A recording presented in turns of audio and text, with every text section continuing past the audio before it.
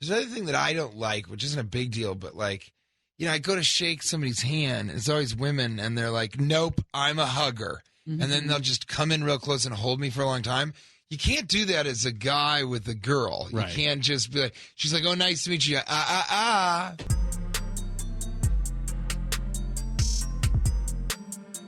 Victor. Guys. Hi, how are you? Really good. I'm going to be using my cough button a lot. You don't have it, do you? No, I don't. The coronavirus? Sure? Oh, no, I don't. But I want to wear the surgical mask just so people don't recognize me. I think I have one. Hold on. Do you really? I would love that. I'm going to do my entire set at the Hollywood Improv tonight at 8 p.m. in a medical mask.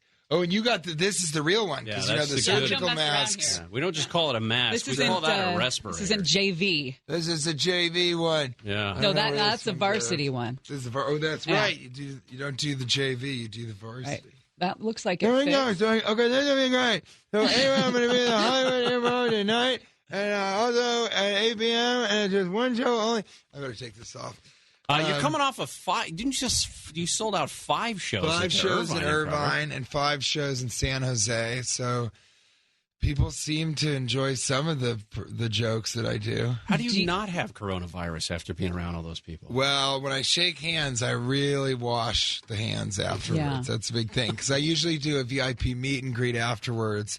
And so about 20 or 25 couples, it's almost always couples, will come and yes, you shake a lot of hands. Does anybody ever get grabby with you going for an ass terrible. grab? Really? I bet. I think it's so funny that like, I was talking to my friend Cash Levy about that. I would never be allowed to complain about that. I would never be allowed to like publicly be like a woman just forcefully like put her hand over my crotch. I think you would. Not really. Imagine people. I'm like, because I don't think you at any point asking me like, do people ever get grabby? If I told you the truth, which is that I'm going to, that a woman will sort of grab my ass, or they'll bring me, or gay guys will kind of get in front of me and push their butt against me. Mm-hmm. I don't think if I told you that stuff, you'd be like, oh my God, well, have you talked to somebody about it?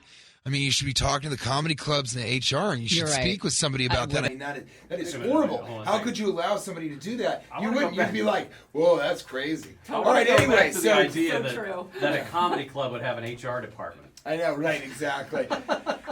We ask that you use just the D word slightly less. Right. I mean, no, it's not a lot of that, but it's, and on I've been kind of harassed on film sets. I've done film sets where, maybe the director or somebody is gay and they kind of are making comments and will give me a little goose or come up behind me and hug me from behind without me asking. And, that happens a lot, but there would not be a world where I would be like, hey, this is, but it also is, I think that's just kind of a one-way street right now. But I think what's strange about after a comedy show is that they're drunk.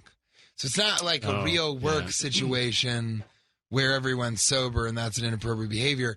So you end up being in a Chip and Dale sort of limbo purgatory situation where the girls are sounds terrible. Housed, and there's like, well, if you're Chip and Dale's and you're super cut, if you have a toddler body like me and you got a woman in her late 50s trying to grab under your legs. But you also said that it's often it's no longer bunny ears. It's always like, where can I get a finger? Where can I lose one? But you also said it's couples. It's couples, right? So they're copping a feel right next to whoever they're with. And it's all kinds of stuff. It's, there's a weird one. Look, you're right. A lot of these are kind of ladies' night out, or, it's 2 single lady friends. But it's also guys that are friends with each other and mess around. But, there's another thing that I don't like, which isn't a big deal, but like, I go to shake somebody's hand. It's always women, and they're like, nope, I'm a hugger. Mm-hmm. And then they'll just come in real close and hold me for a long time. You can't do that as a guy with a girl. You can't just be like, she's like, oh, nice to meet you. I don't know you, but get in here. I want to hug, and I want to just sniff you, just get to know your smell. And so it's a weird thing. But right, exactly, because that's what a terrible guy. And, it's just that idea of you're kind of public property. And so you get more of that when people have been drinking and they're loosened up. I feel like we're doing some serious journalism right here. Like we've just uncovered this whole underbelly you're right. of comedians who are molested and they're not into it. But that's kind of the funny thing because you were like, the response is because you're like, so do people get handsy? And I'm like, yeah, I've had a couple of hands where they don't belong. And then you're like, great. So when did you realize you were funny? Like at what age were you like, I'm kind of a class cut up? So tonight, of course, Hollywood Improv, 8 o'clock in the main room. Still tickets available, and you go to improv.com. There are only 15 tickets left. So but if you want to come on. Technically still available, right? Yeah. That you also in that moment could have been like, so get your tickets now. I see what you're saying. But instead, create demand. They're still available. He's like, look, there's still tickets. So just take your time. Just show up at the door or whatever. Maybe you can go once the show's over, and there'll be tickets for the next show. Do you tailor your stand-up in terms of where you're going to be? Like, is your set different from San Jose to Irvine? Yeah. Do you make fun of people differently in those two places? I'll usually talk about where I am, and especially if it's experiences during that time. The sets are always different because I riff a lot, so I'm always improvising. I riff with the crowd.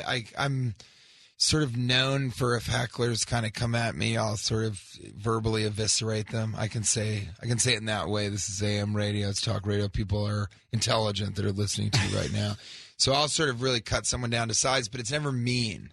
It's always kind of so ridiculous or just recontextualizing their behavior. And but I that's not what I want to do. What I want to do is kind of riff and improvise and ask people stuff, and depending on how they answer it, I move around in that way. Or I'll just kind of go off on a riff and start making up some. Because my background was improviser in Chicago. I worked with Second City and Annoyance and Improv Olympic, I.O. And I toured with Second City, and I was an improviser in college. So a lot of it is kind of off the top of my head. And then the rest of it is, thank you. They just brought me a water. Look at this place. Nick. This is an FM. FM, they're like, fend for yourself. That's what the F stands for. AM, it's the A stands for all about. But wait a minute, comfort. You also had all about hydration. You have a psych degree, don't you? Yeah. Oh man, so you can really screw with people's heads. I don't really try to do that. Although my degree is in psychology with a concentration in persuasion theory and social influence. So wow. There is it's not screwing with people's heads, but you definitely think about what makes people get excited about what they like. But you're not just a guy to grope. You actually have a brain too. Yeah, that's right. Right. Love me for who I am, a guy that likes to talk about silly things on stage. But a lot of the act is not improvised because it's sort of a one-man philosophy circus. So especially lately, I actually thank the people in the audience. I say, look, I'm grateful that you ripped your attention away from these screens that are kind of ruining our lives. Yeah. Like, I really do think that social media, we'll think about social. It's so unhealthy that I think in a couple of years we'll look back at it like we look at cigarettes now. Like if you see somebody on social media indoors, you'll be like, take that outside. Keep it 15 feet away from the entrance. There are babies around. Secondhand Snapchatting kills. And, so I talk a little bit about that, about how Netflix is, this kind of pushy drug dealer, and that binge watching has kind of created this feeling we never had before. Because when you finish binge watching something, you did 10 hours of Better Call Saul or something. When you finish it, you have this sense of accomplishment, but you also know that you kind of wasted your life. So there's this new feeling. You finish that, and you're like, ha ha! I could have learned another language. You turn around, you look at the couch, and you're like, that looks exactly like my butt. How did that happen? When did the word binge become synonymous with something that's good? Yeah. Isn't binging bad? Binging is bad, but if you think about it, it's, everything. If everything's better in moderation, then you should be watching 3 episodes and then stepping away, maybe going outside or like. Well, like the Nintendo Wii, if you played for too long, the thing would shut down and tell you to go outside. Is that true? Yeah. If you played for whatever it was, 20 minutes or whatever, you see it many times if you're in my house. But it would tell you, hey, don't you think it's time to go outside for a break? I mean, you could skip right past it. Listen, I do that in my show, you know? So about 20 minutes into my show, I'm going, hey, isn't it time to go outside and read a little Tolstoy and just take things a little more seriously? Then you can come back in and listen to the rest of the show. Do you have another break in? Can you stick around for another second? Of course. Okay, I'm here to hang out. Thank you guys for having me. Comedian TJ Miller is here. You can see him tonight at the Hollywood Improv. Tickets are limited, though. Yeah. Limited. There's only a few left. Yeah, there was 15 when we first started talking. I just got a buzz, which means there are only 14 tickets left. Tonight at 8 p.m., you can go to improv.com/Hollywood, and you can see where you buy the tickets. It's going to be comedy. It's terrible ventriloquism. It's circus, juggling. We'll talk all about it when we come back from the break. Yes, at and KFI AM 640. Good job. Chris Little is our improv master over there. Chris! Gary and Shannon, KFI AM 640, live everywhere on that iHeartRadio app. And we have a special guest today in studio, TJ Miller, who fought the mean streets of Los Angeles to make his way over here and hang out with us. He will be at the Hollywood Improv tonight. Just loving that iHeart app. Hey, well, the podcast is on there. Cashing in with yes, TJ that's Miller right. Cashing in with TJ Miller. Thank you for me. I have a podcast called Cashing in with TJ Miller. Host Cash Levy tries to get different guests on the show. He has never been successful. Everybody cancels or he just ends up not kind of connecting with them. So I'm the only guest he's had for 6 years. We have over 200 episodes, and it's really fun. It's very absurdist, very silly. Our listeners call themselves the 12 and a half because we have 12 and a half listeners. And it's just great. It's a very, very silly podcast. But I have a lot of respect for radio for the two of you. We were just talking off air about mornings versus afternoon. And I feel very fortunate. I don't know why, but I've always been fascinated by radio. And I do Adam Carolla, and I end up asking him about what he thinks about radio and where he got. And then I'm kind of obsessed with like you guys, the Woody Show, The Real, which is Cruz here in Los Angeles and his crew, and then Johnny Dare in Kansas City, Todd and Tyler's Radio Empire in Omaha. There's like all these sort of radio, Jim and Sam on Sirius Radio.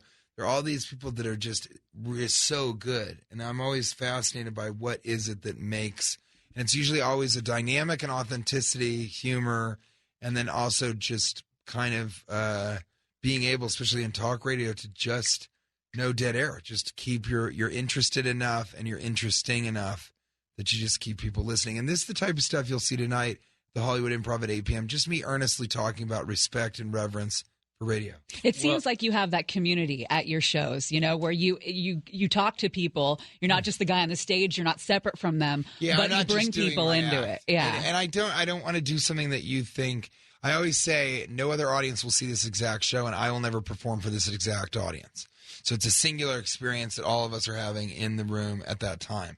And this is also, you know, a couple places, Showtime and some other places are coming to see the hour. So you will see some improvisation, but you will see really my tip top. I have about 3 hours of material, but this is a very specifically curated hour.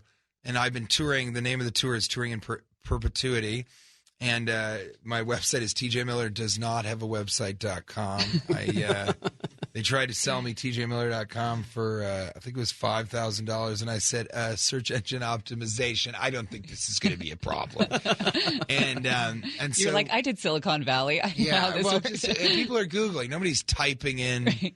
When's the last time you typed in a URL all the way through and you're like .cmo, oops, backspace,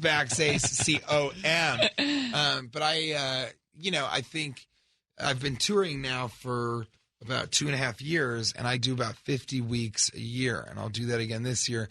I'm doing an international tour. I did Scandinavia a year and a half ago. I'm doing all of Europe this year in the spring, and I'm loving stand-up. I started as a stand-up, and so I'm trying now to just do stand-up in the hopes that, you know, I think I'm a really good comedian, but I would like to be a great comedian, one of the great comedians, and that just requires so much work on the road and internationally, but certainly domestically, I'm just all over the place. And, you know, when you come to Los Angeles, and I live in New York, when I perform a weekend in New York, you really have to bring your A game because people in Los Angeles have seen everybody. They've seen Sarah Silverman, Patton Oswalt. Well, what's your definition of a great comedian? How do you define it? I mean, you could probably list for us, 10 or 20 names of people that you consider great comedians, but what makes them great? What is that level? Well, some to people say, achieve? "Oh, we are a great comedian," but I'm talking about people like Norm Macdonald and Jim Gaffigan and these people that are just such masters and Hot Pockets. Exactly, and that's exactly it. It's like you think of them and you think of a specific bit, or Totally. You think, okay, Gaffigan speaks for his audience. Chris Rock sort of paces the stage and he's talking about really socio-political things. Dave Chappelle sort of has his laid-back attitude, but is also really looking at society as a whole. And then Norm Macdonald is just sort of very, very strange and silly and absurdist. And so it's different people. And then I think in my act, a lot of what I bring it's sort of I say it's a one-man philosophy circus because it is observational, but a lot of it's philosophical. It's all silly. There's a lot of absurdism. But then I do some circus. So it's some juggling, but non-traditional juggling. So cigar boxes and, glow-in-the-dark balls, and we turn out all the lights, and I tell a scary story, and then I do this juggling. And then I have a ventriloquist dummy, although I don't know how to do ventriloquism, but the ventriloquist dummy has a smaller ventriloquist dummy that has a smaller ventriloquist dummy that has a slightly larger ventriloquist dummy. And, the people in the audience, someone in the audience always plays the slide trombone. It's like a show, and that's important to me because you're paying the money, you're going out, you have in Los Angeles especially, you have 1,000 options every single night, whether it's a restaurant or the Magic Castle or going to some event or a club or music or anything. So if you're coming to a stand-up show, I don't want it just to be me standing there and talking. That's certainly very funny. But I like the kind of showmanship of my act and what I'm doing. So I think that's a way that I'm pretty different from other people. But it's strange. It's like I'm not really a prop comic, but I do use props. So it's kind of more circus than anything else because there's some clown stuff in there too, which is just like silent comedic stuff. What are you into in your real life? I like talk radio. I like social media because we get to put on our makeup. Peach Keen, wearing it right now. Sponsored by Mac. .org, not .com. And I read a lot of philosophy. Kate and I we do stream stuff and watch, but we like to go out to movies. For Valentine's Day, I took Kate to go see Lady and the Tramp at the El Capitan Theater. Look at you, nice. Mr. And that Romance. is such a beautiful. And then I was working that night in Irvine, and I was like, "Do you want to come down and hang out on Valentine's Day?" She goes, Nah. "Oh, the Irvine Spectrum Center. I hear they have a great Hot Topic and even better lids." No, I'll be at home, just hanging out. But yeah, I think we try and go out to movies, and I like to. We saw Parasite in New York. It's really easy because you can go. Want to see a movie? You look up the 4 movie theaters that are 3 or 4 blocks away, and you go, "Oh, this is playing in 5 minutes," and you just walk over and you see a movie. So we saw Parasite in the theaters, and I saw Once Upon a Time in Hollywood in this very historic theater in New York, and it was so good. I went by myself. It was so good. I came back the next night with Kate, and it was on a 16 millimeter print. I think it was that. Maybe it was a 36 millimeter print, but it was like a film print, the way Tarantino would want it to be seen. I loved that movie. Such a good movie. So incredible. And I thought it was interesting, not to double back. Well, I'll double back and say, he was criticized saying, why aren't there more strong female characters in the film? And I thought that was so bizarre because it just seemed like a very specific portion of the media was asking that. Because for me and for Kate and for a lot of people that saw it, 2 things. One, it's about the relationship between these 2 guys and them heading towards a different phase, but also a little bit on the down slope of their careers. I thought the most powerful scene was Margot Robbie convincing them that, I'm the person in the movie. And they're like, really? And can we get a picture? And then watching her silently watch the movie and watch other people watching the movie and other people laughing. She didn't say a word in that movie theater, but that was the most important scene in the film, because if you didn't fall in love with her right there and know where she was in her career, where she was headed, if you didn't see her dancing sort of silently with these 2 guys. She was incredible. And all the reviews I read were they're like, she was wasted in that movie. And she just used a pretty face. I'm like, you're missing the point completely then. It is harder to do what she did with no words than it is with words. And so that's what frustrates me is you're selling her short. You're actually insulting her by saying that she wasn't a strong character. You've been wasted means you didn't do anything. Right. Yeah. And I'm kind of like, well, she did so much in that film. And I loved it. Parasite, I was like, that movie does everything that a film can do. You cry, you laugh, you're scared, you're horrified. That was a roller coaster. That was and amazing. you're really, really laughing. I mean, there's a lot of really funny stuff. So when you can get a lot of laughs and you can still have people on the edge of their street also. Right. You know, you're Yelling on the other at side of the avenue going, what's going to end up happening? But if you go through all of those emotions, that's really, really impressive. That's those are the best films, are the ones where you kind of laugh. That's why Annie Hall is maybe the greatest comedy of all time, because you cry and you're sad about as much as you're laughing, but the movie's hilarious.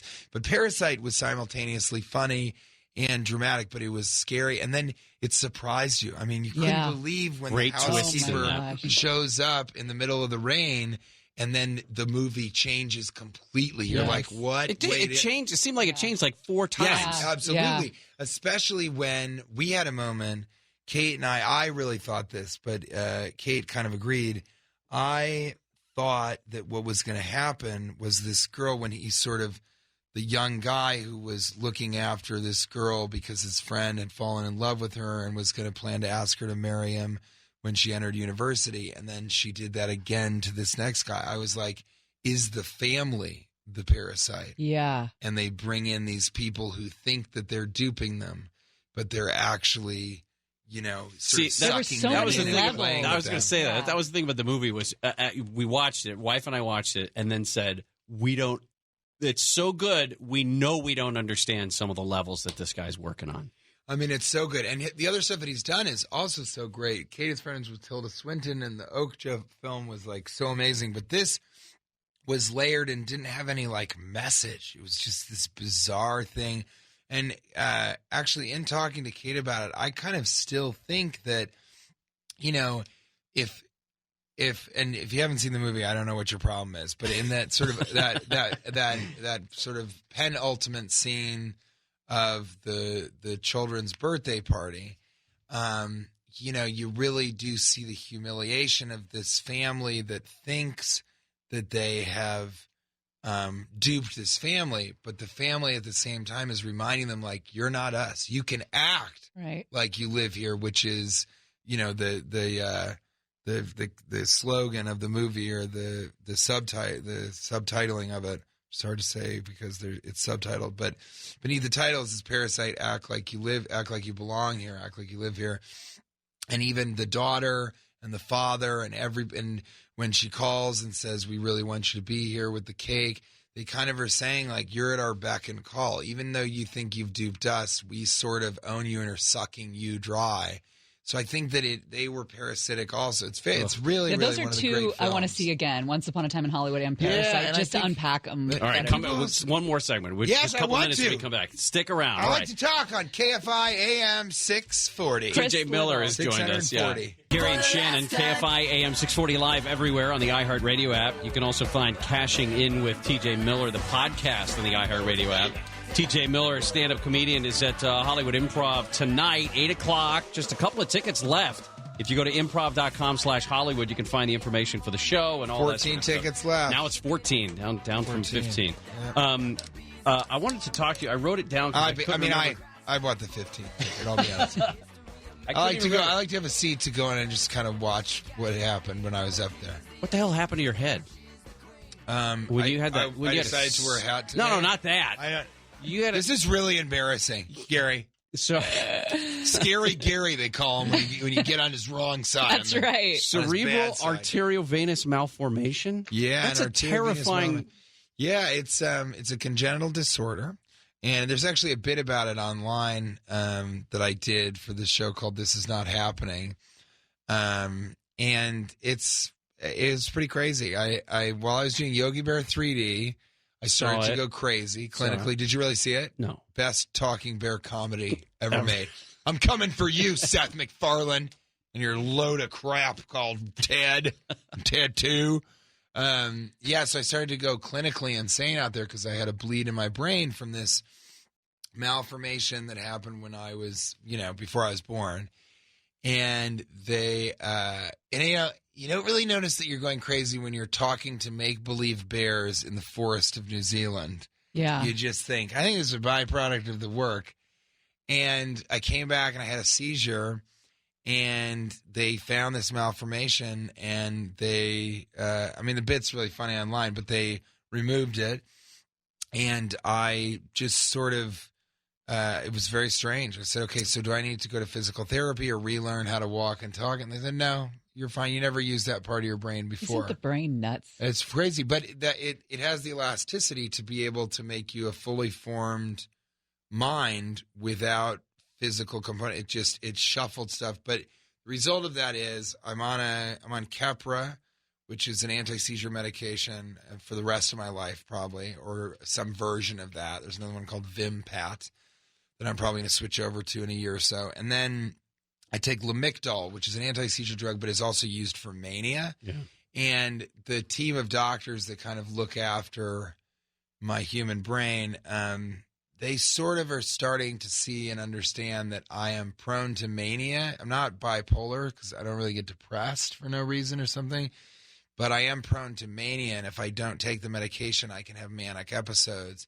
And that might be because a smaller amount of my brain, they removed a golf ball size piece of my brain.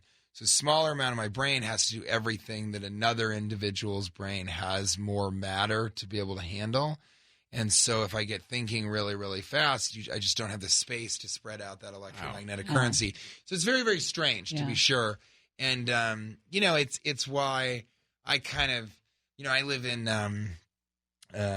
New York now, so I don't smoke marijuana. But when I was living here, I just adored marijuana because it could calm you down. Yeah, an indica or a hybrid that makes sense. And then you can find actually mostly in Colorado. I'm from Denver. That's a place where you can actually find like organic weed. I went to Telluride and I bought a bunch of marijuana there. And it was all, organic, no pesticides, no growth supplements, none of that.